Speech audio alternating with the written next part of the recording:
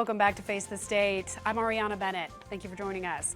Well, from flying cameras to robot vacuums, even self-driving cars, we are seeing autonomous systems pop up in so many aspects of our lives.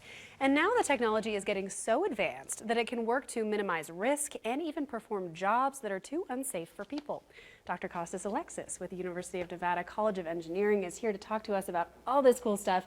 Thank you so much for coming on the show. Thank you for having me. Now, it really seems like the sky is the limit for these autonomous systems and the technology that they can go into, right? Right. I think at the moment in society, in the United States and abroad in the world, it's a good phase that robots are much closer to start performing tasks outside of the factory, in domains that are challenging, that we are typically accustomed to work very efficiently, and now robots will come and do useful tasks for us in challenging domains, degraded conditions, and so on and so forth. And I believe through that they will become ubiquitous. I'd like to stress that even the word robot means worker from where it comes from. Right. It is so interesting. I think when we hear about this stuff, we think of like space age sci-fi movies, and then, or perhaps the quadcopters and things that we see that are now becoming commercially available. Right. But really, they can do so much more than what we've seen. Right. At the moment, we do, and also many other people in the research community are doing, we work in, I would say, two broader directions. Specific critical domains and applications that robots can make a difference now. For example, from our side, we work on nuclear site monitoring. And the second broader area is life-changing approaches, for example, like driverless car technology that will change the way we operate in our everyday life. So it's one, make them do very difficult tasks, and second is make them help us in our everyday community. Yeah, and I want to talk about that first one at first just because it's so interesting. So it's nuclear site monitoring. Right. So they can go into dangerous spaces that, you know, could potentially be irradiated and find trouble spots. Is that how it works? Right. It's a twofold problem.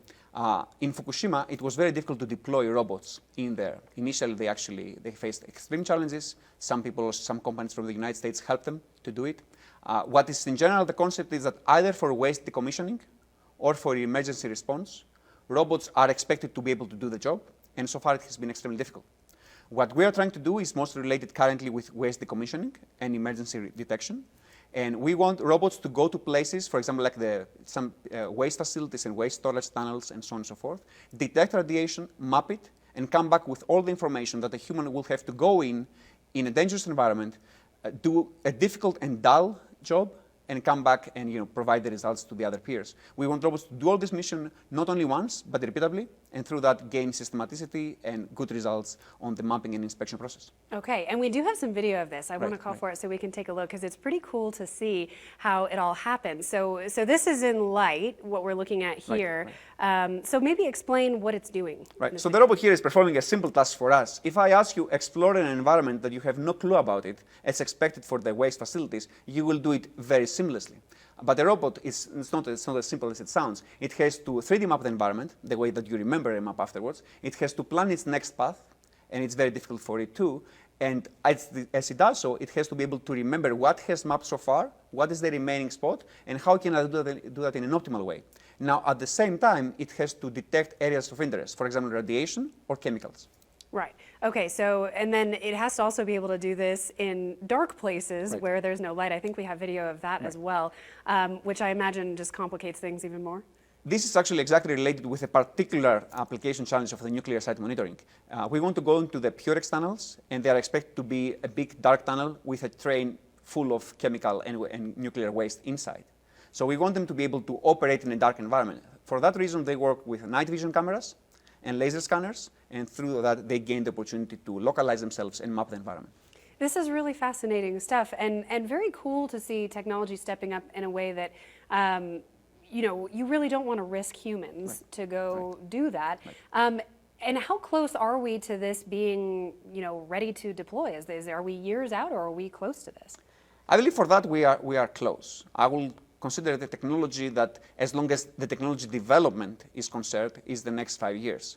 Then as long as the technology utilization and the experience from that is concerned, there is a long path, because we have to deploy them, gain experience, come back to the lab, improve things, and deliver back better results. But it's a classical example. You have a challenge that you don't want to put humans. It takes a lot of time to prepare a mission with humans, and DOE has understood that it's a good time to invest in robotics and get results without, in shorter time and without the danger for the human worker. And also becoming a little bit more cost effective than we have in the past. Because robotic technology isn't really anything new, but it was always not as cost effective as hiring a human being. That is one main thing, and it will become even more strong when it comes to scale, when robots are produced all around. For example, for one of our very expensive sensors, it costs 10,000. It's expected after mass scale, it will be $250. Wow. So through that, we expect a large change in how the game is played. Everybody will be able to possess robot technology. Yeah, I mean, I'm looking forward to that just when it comes to the robot vacuums. I'm waiting for that price to come Me too, down. I'm very bad. No, it'll be very cool. Okay, so then the other program that you're working on, which I think is equally fascinating, is this driverless car technology. I cannot wait for this personally. And so I know Tesla has installed software in its vehicles for when it's legal and they've deemed it safe to use on public roads. You can activate this. And this is also something that you're working on. So tell me about your research. Yes. So for the driverless car problem, I would like to you and to everybody that listens to consider how challenging it is to drive, and we do that very seamlessly.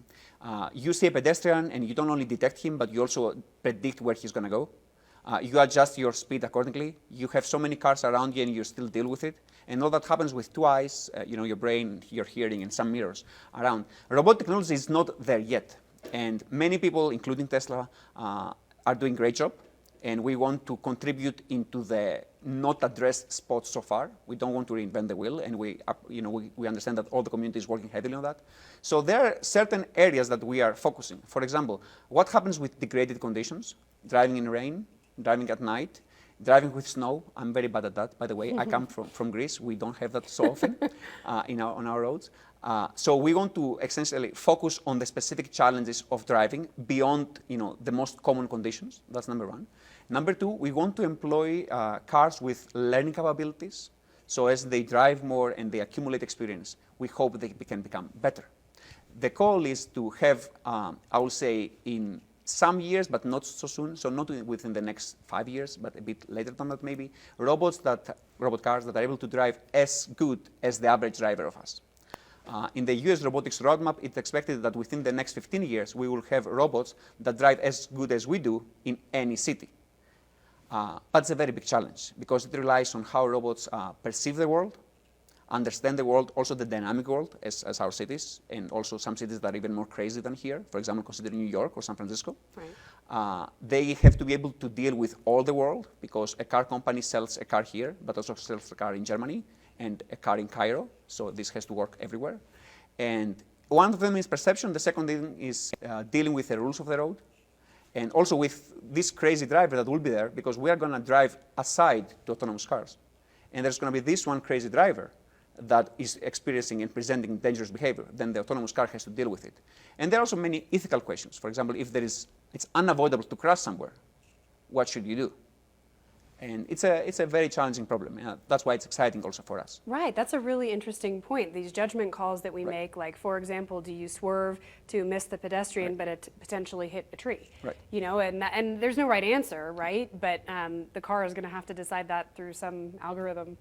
Yes, and this has to happen. And, I would say some people maybe are afraid from technology, but it's an opportunity where it's going to save us time, it's going to save us costs. It's going to give you back 2 hours every day in some cities, which is very important. It's going to give you back free space because we won't have to park our cars. We're going to have cars driving around continuously. Consider the car as a tool and not as an ownership.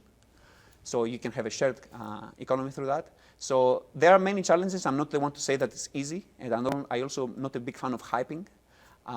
But behind the hype or beyond the hype, there are so many big opportunities that the challenges are to be addressed. And people have addressed very complicated stuff before. So okay, so we've got a few minutes left, so I want to keep it on the shorter side. But so you think within 15, 20 years we could see this commercially available? I believe so.